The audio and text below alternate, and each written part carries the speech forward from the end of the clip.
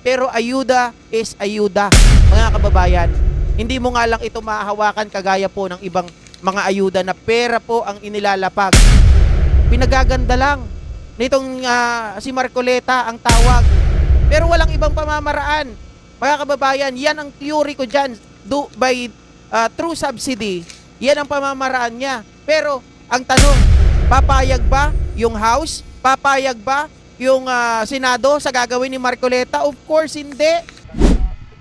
May mga tao talagang sadyang makikitid ang mga utak. Mahina ang kanilang pangunawa at syempre pa, mga ob-ob. Yan ang pag-uusapan natin sa video na ito. Pero bago tayo magsimula, isang mapagpalang araw muna po sa ating lahat. Yan sanang sasabihin ko, isang mapagpalang araw. Pero parang nakikita natin sa mga pangyayari ngayon, napapanood natin sa social media, lubog na sa baha ang maraming lugar sa Metro Manila at sa mga karatig pang probinsya. Kaya mahirap naman kung sasabihin natin isang mapagpalang araw. Pero isang mapagpalang araw pa rin sa ating lahat, mga kapatid, mga kababayan at mga boss. Bahalang yan. Kaya-kaya natin yan i-manage. Ngayon, ang pag-uusapan natin sa araw na ito ay itong si Go Philippines. Kumana na naman ito. Ayaw tumigil. Hindi niya naintindihan kasi yung sinabi ni Senator Rodante Marcoleta. Kung ano yung sinabi ni Senator Rodante Marcoleta, yan ang tutuklasin natin at bibigyan natin ng reaksyon. At hindi lang yan, ipapaliwanag natin, ipapaintindi natin sa ob-ob na ito. Sa bagay, ob-ob nga, di ba? So, hindi makakaintindi ito. Pero, gagawin natin ang lahat para dito sa ating mga viewers at syempre sa ating mga bashers, mga ob-ob kayo. Kayong mga vloggers, mga ob-ob, makinig kayo. Ipapaliwanag ko sa inyo para naman, pag napanood ninyo yung vlog ni Go Philippines, hindi na kayo makukumbinsi. Kailangan natin ipaliwanag dito sapagkat ang mga subscribers ni Boss Rick ay matatalino yan. Hindi ang mga ob-ob. Ang mga subscribers ni Go Philippines, yan ang mga ob-ob kasi nabubula niya, nabubulatics niya. Kaya kung isa kayo dyan, umalis na kayo dyan, lumipat kayo rito kay Boss Rick. Pero bago natin pahabain, bago natin panoorin yung video niya, baka mamaya magkamali tayo rito. Magandang umaga po, Luzon, Visayas at Mindanao. At syempre pa sa mga kapatid natin, mga kababayan natin na nasa iba't ibang panig ng mundo. Magandang umaga, magandang tanghali, magandang hapon, magandang gabi po sa inyong lahat dyan. Kamusta na po kayo? Sana po nasa mabuti kayong kalagayan. At kagaya ng sinasabi natin dito, kahit nagdanas pa ng mga kalamidad ang nandito sa buong Pilipinas, karamihan po kasi sa buong Pilipinas ay baha. Yung hindi binabaha noon, ngayon binabaha na. At tungkol dyan sa baha na yan, sa susunod ng mga video natin, tatalakayin natin yan kasi may sinabi ang Pangulo dyan, sasahurin daw yung tubig ulan para walang baha. Saan ka nakakita ng gano'n? Pero gumawa sila ng proyekto, 5,500 na mga flood control project. Yan ang kanilang ginawa pagpasok ng administrasyong Marcos. Anyari ngayon sa 5,500 flood control project na. At isa pa nakakatawa rito, isinisisi nila doon sa Dolomite Beach. Pero hindi na pag-usapan natin yung pag-usapan natin to si Go Philippines. Panoorin natin ang video na sabay-sabay at mamaya bibigyan natin ng malupit na reaksyon. Kaya kung ready na kayo, ipasok na natin ang video. Ganyan lang oh. Kung paano po kayo binudol nitong si Rodante Marcoleta na ngayon po, mga kababayan, lahat ng bumoto at umasa na ang inyong bill na nagkakahalaga po ng 2,000 piso pababa ay magiging libre, mga kababayan. Ang sagot ni Marcoleta, mamaya malalaman ninyo. Pero puntahan muna natin yung kanyang mga pangako nung eleksyon, mga kababayan. Dahil hinahanapan na po ito ng mga kababayan natin tungkol po sa kanyang pagtulong di umano na magiging zero na ang babayaran sa kuryente. Ito, panoorin nyo muna. Marami nang naniningil sa iyo. Wait lang, wait. Na Wait, yan po yung dulo natin. Ito muna.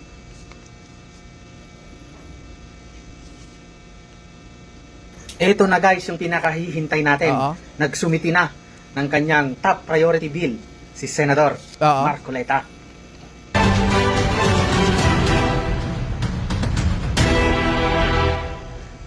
Kasama na ba dyan yung libreng kuryente na 2K? Kasi yung kapitbahay na BBS sa amin nakisaksak ng extension wire para magkakuryente. Naputulong kasi kakahintay sa pangako mo. Nako guys, sa kasamaang palad, hindi niya top priority yung sinabi niya nung eleksyon na libre. Yung kumukonsumo ng 2,000 pababa. Sapat na lang daw Hindi. madadaanin. Ha? Murang kuryente na ngayon. Murang kuryente na lang mga kababayan. At least guys, may kuryente pa rin. Oo. Ito kasi yung pangako. Nasaan ang pangako? Nasaan ang pangako? Lahat po ng kumukonsumo ng 2,000 pesos na kuryente pababa, ilibre na po natin. Nasaan ang pangako? Oo. Nasaan ang pangako? Nga. Nga ang pangyayari na to mga kababayan. Biruin nyo, lahat daw ng kumukonsumo ng kuryente 2,000 pababa, libre na. Pero ito mga kababayan, ang sinasabi po ni Marcoleta ngayon, matapos po siyang hanapan ng mga kababayan natin. Sumagot po, mga kababayan, mga ka-GP Natics, itong si Meralco King, as in, Kuryente King, mga kababayan, na si Marcoleta. Marami nang naniningil sa iyo na akala, aywan ko lang, iba dyan, bash, sabihin na iba ang motibo Na para ba akala nila nung mahalal kayong senador, ay agad-agad bababa ng 2,000 piso. Libre agad yung 2,000 piso. Hindi po ganun ang proseso. Ikaw naman, nagpapapaniwala ka naman to. Ay, yun na nga po. Mga kababayan, yan ang sagot sa inyo ni Marcoleta. Nagpapaniwala daw kayo mga kababayan. Patay kayo dyan. Diba? Oh, ang lakas niya maghanap. Sabi niya kay Pangulong Bongbong Marcos, nasaan ang pangako? Nasaan ang pangako na 20 pesos na bigas? Nung naibigay po yung 20 pesos na bigas, ang sagot niya mga kababayan, wala yan, propaganda lang yan. Dahil eleksyon, kailangan magpabango. Diba? Pero wala yan. Oh, itong si Marcoleta, nasaan na ngayon ang 20 pesos na bigas? O 20 pesos, mga kababayan, yung libreng kuryente na sinasabi mo, nagkamali na tuloy ako. Nasaan na yon? Ang sagot niya, nagpapaliwala naman kayo. My God, Patay. I hate drugs. Mga kababayan, malaking budol. Biruin nyo, yun. Pababanggit ko sana yung mga kamag-anak ko eh. May nakita pa ako ng post dyan, oh. Sana bumaba na yung kuryente natin. Tapos may nagtanong doon, bakit si Marcoleta? Marami namang iba dyan, kahit INC kayo. Kasi yung isang tsuhing ko, kakampi ko yun, mga kababayan. Ayaw niya kay Marcoleta, INC din. Tapos yung kabila, ayaw ko na lang sabihin, umaasa po baka mamaya mapababa yung kuryente natin. Wala na tayong babayaran kapag si Marcoleta. Ayan po ang sagot sa inyo mga ka-GP. Yan ang sagot sa inyo. Binudol lang kayo ni Marcoleta. Ba't daw kayo naniwala? Ito ang sagot niya, oh. 1,000 piso. Libre agad. Marami nang naniningil sa iyo na akala, aywan ko lang, iba dyan, bash, sabihin na iba ang motibo Na para ba akala nila nung mahalal kayong senador, ay agad-agad bababa ng 2,000 piso. Libre agad yung 2,000 piso. Hindi po ganun ang proseso. Ikaw naman, nagpapapaniwala ka naman to. Ay, yun na nga po. Ikaw naman, nagpapaniwala ka naman doon. Sabi ni Orion Castillo, mga kababayan, wag nga kayong judgmental.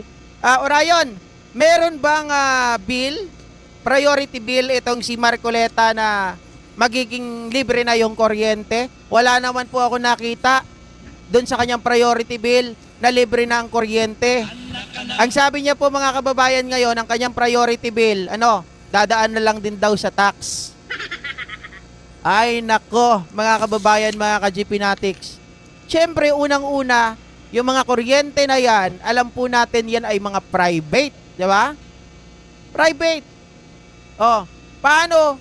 Sige, tingin nyo, kung kayo po ang may-ari ng kuryente, mga kababayan, papayag ba kayo na libre na lang yung inyong nakukonsumo o yung nakukonsumo ng ibang tao na kuryente? The only way, mga kababayan, na maging libre ang kuryente or maaaring magkaroon ng libreng kuryente by doing a subsidy. Pag sinabing subsidy, mga kababayan, gobyerno na naman ang magbabayad, ang sasagot po doon sa inyong mga bills. Paano yon? Kaya ba na mag-sustain ng gobyerno kapag yon? So, definitely mga kababayan, ang sagot dyan hindi. 'Di ba? Hindi yan pwede mangyayari. At hindi papayag ang may-ari ng kuryente, mga ka-GP Natics, na hindi po sila kumita. 'Di ba? Kailangan kumita nila dahil yan ang negosyo nila eh. Magtatayo ba yan ng negosyo na palugi? Siyempre hindi. Sabi ni Marcoleta, ayaw niya ng ayuda. Mga kababayan, by doing a subsidy coming from the government, that is already an ayuda. Ayuda po yan. Hindi nga lang po sabihin natin, in form of monetary, 'di ba? Dahil diretso ito, gagamitin ang subsidy ng gobyerno, pero ayuda is ayuda, mga kababayan. Hindi mo nga lang ito mahahawakan kagaya po ng ibang mga ayuda na pera po ang inilalapag. Pinagaganda lang nitong si Marcoleta ang tawag. Pero walang ibang pamamaraan. Mga kababayan, yan ang theory ko dyan. Through subsidy, yan ang pamamaraan niya. Pero ang tanong, papayag ba yung House? Papayag ba yung Senado sa gagawin ni Marcoleta? Of course, hindi. Oh, may mga bills na rin yan na ipinasa, o sabihin natin na ipinasa, hindi ipinasa, mga kababayan, nung siya po ay nasa Kongreso. Anong nangyari? Walang nangyari kasi nga, wala inuupuan lang nila. Halak ka. Silang dalawa ni Rapi Tulfo pagdating po sa issue ng kuryente. Tapos much more na gusto niya, libre daw. Oh. O mag-antay kayo. Hanggang kailan kami mag-aantay, Orion Castillo? Halak ka. Sa pagputi ng uwak? Sa pag-itim ng tagak? Halak ka. Baka, siguro, Orion, pikit na yung mga mata mo, di ba, kinakain ka na ng tawag dito, ng bulate sa lupa, wala pa rin pagbabago pagdating sa kuryente. Paano magiging libre? Sige nga, isipin mo. Huwag kasing maging bulag na panatiko, mag-isip-isip din. Gamitin ng utak, huwag ang utin. Halak ka. Diba? Diyos mio, Marmar. Oh, manluloko pala yan, may pinagmanahan parang Felix Manalo, sabi ni Living in the Moment. Maliwanag na maliwanag yung sinabi niya, nagpapaniwala naman kayo.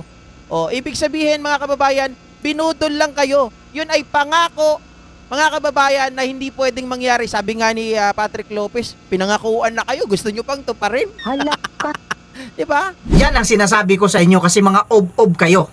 Sa bungad pa lang ng pananalita mo, binabalik-balikan mo na naman, naniningil ka na naman ng kuryente, ang kakapal ng pagmumukha ninyo. Ang tanong ko sa inyo, paulit-ulit kong sinasabi ito sa inyo, mga ob-ob kayo.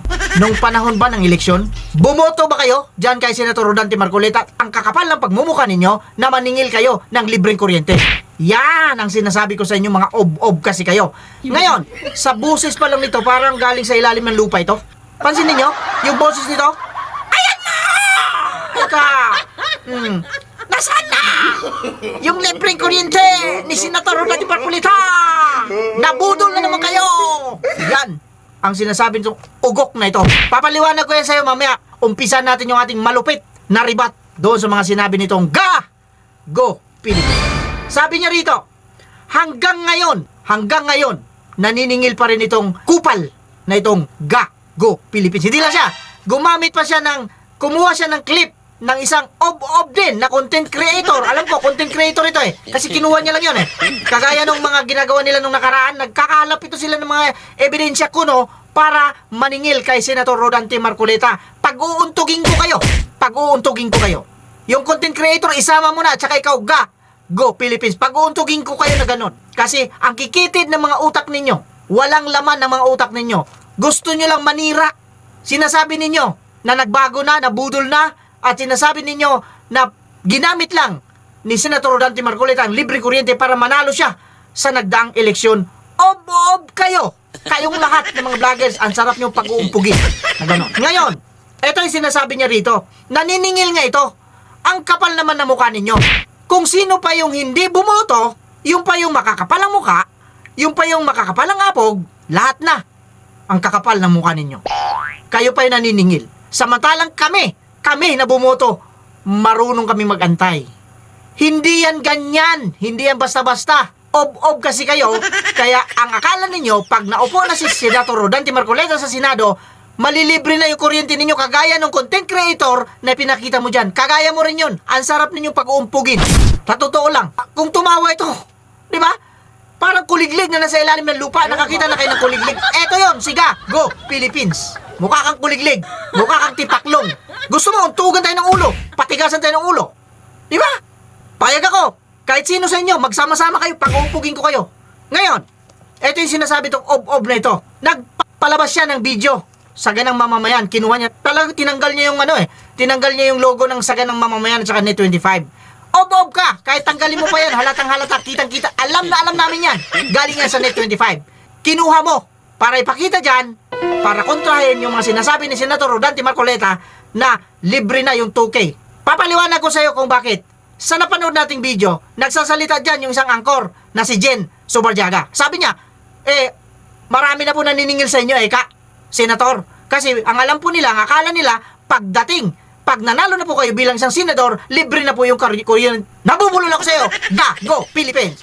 Libre na po yung kuryente nila na 2K pababa. Ano sabi ni Senator Rodante Marcoleta? Naniniwala ka naman dyan. Yan ang hindi naintindihan nitong ob-ob na ito at yan ang gusto kong ipaliwanag sa inyo rito. Lalo na sa iyo, ob-ob. Makinig ka. Yang tinutukoy ni Senator Rodante Marcoleta dyan na maniwala naman kayo dyan, yun yung sinasabihan niya, yung mga nabubulol talaga ako sa iyo. Yung mga naniningil sa kanya, yun ang sinasabihan niya na maniwala naman kayo dyan. Hindi niya sinabing maniwala naman kayo dyan na libre ang kuryente. Hindi yun ang sinasabi niya. Ob-ob, makinig ka, naintindihan mo? May karugtong pa yun. Pinutol niya yung video para lang makapanira. Nagigigil ako sa iyo. Suntukan tayo, gusto mo? Gago, Philippines. Yan ang sinasabi ko sa inyo Mga ob-ob kasi kayo. Gusto lang ninyo manira ng tao. Hindi po pwede yan. Nandito na si Boss Rek. Sisirain niyo yung tao. Kasi nga, hindi pa nagaganap yung sinasabi niyang libre kuryente. Ang kakapal ng pagmumukha ninyo. Hindi kayo bumoto, sigurado ako. Ni ayaw nyo nga manalo yung tao na yan, tapos ngayon, maniningil kayo, at pinagyayabang mo pa, mayroon ka kamag-anak na isang Iglesia ng Cristo na nagagalit kay Senator Rodante Marcoleta. Ob-ob ka! Ibigay mo sa akin ang pangalan yan. Pagsasampalin ko kayo dalawa. Ang ob-ob mo. Yan ang napapala ninyo, kakakatol. Tumitira kasi kayo ng katol. Ikaw, lalo na ka. Ikaw, kahit saan tayo makarating, napanood mo yung laban ni Pacquiao at ni Barrios, ob-ob ka sa akin. Siguraduhin ko sa'yo, 5 minutes, tumba ka. Yan ang sinasabi ko sa inyo kasi. Ang yayabang nyo magsalita dyan sa mga channel ninyo. Kontakin mo si MJ, si Makagago. Shoutout sa'yo, Makagago. Eto, tapat mo sa akin ito para makita natin kung talagang matibay ang pagmumukha nito. Diba? Naka! Pag tumama ito sa mukha mo, go Philippines. Sasabihin mo, wag busri. Kawawa ka sa akin. Yan ang sasabihin mo. Maawa ka pala sa akin. Nagiging ano ako rito. Pasensya na po kayo mga kapatid, mga kababayan at mga boss. Ganyan ang ugali natin dito pag ganito rin ang kaharap natin. Pero kung matino kayong kausap, mas matino kausap si Boss Rick. Pero kung ganyan kayo, salitang kanto ang gagamitin ninyo, lalagyan ko rin kayo ng kantong salita. Diba? Sana po, hindi kayo na high blood. Sana po, nag-enjoy kayo dito sa mga sinasabi natin at lalo na mga ob-ob ng mga bashers. Kayo, kayong tinutukoy ko kayong nanonood ng mga ob-ob ng mga vloggers. Sana naintindihan ninyo. Panoorin ninyo buo yung sinabi ni Senator Rodante Marcoleta bago kayo mag-conclude. Hindi yung puputulin yung video tapos magkukonclude agad si Bobo, si Ob-Ob. Paano yun? Nasabi ko na. Bobo ka. Bulaklak ka. Bobo ka. With that, kagaya ng sinasabi natin dito, shoutout nga pala sa gustong magpa-shoutout. Pasensya na po kung hindi ko kayo nababati, pero babatiin ko kayo lahat na. Shoutout sa inyong lahat. Maraming salamat sa suporta niyo sa mga viewers, silent viewers, mga subscribers, at syempre pa yung mga bashers, mga ob-ob na mga vloggers. Kasali kayo. Alam ko napapanood niyo ito pero hindi niyo pinapatulan si Boss Rick kasi nga malit pa. Antayin ninyong lumaki si Boss Rick Vlogs TV. Diyan tayo magkakasukatan. With that, kagaya na sinasabi natin dito, ay nga pala, nakalimutan ko yung nakikita niyo gumagala dyan na kulay pula. Kung hindi pa kayo nakapagpindot niyan, pindutin nyo na para dumami na tayo rito. Sabay-sabay natin puntahan itong mga ob-ob ng mga vloggers na ito. Kagaya na sinasabi natin dito, mag-iingat tayo lahat pero lang sa mga tao. Go! Ob-ob!